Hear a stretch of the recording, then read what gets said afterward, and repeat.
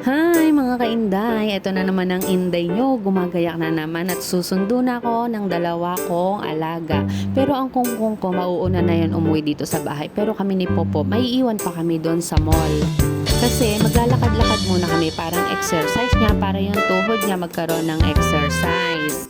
Uuwi na lang kami pagka mag-aalas 12 na para matutulog na lang siya pagbalik namin dito sa bahay. Masarap kasi magtambay doon kasi malamig, may aircon, diba? Ganito nga pala yung dinadaanan ko dito everyday. Ay, sawang-sawa na ang inday nyo.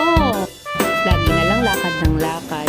Tignan nyo nga ang inday nyo, effort na effort sa pagkuha ng video. Minsan nga natatawa na lang ako sa sarili ko sa mga pinaggagawa ko araw-araw.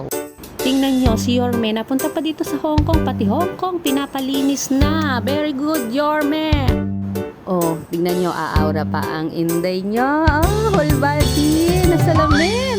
Pero bukas pala sa kabilang lip, o diba, makapag-aura lang naman ang inday.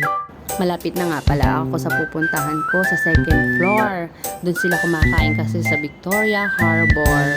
Pagdating ko nga doon, ang pupo ko, hindi pa yan tapos kumain. Pero ang kungkong ko, tapos na yan. Hinihintay na lang naman niya ako eh. Kasi ako ang pupunta sa cashier para magbayad ng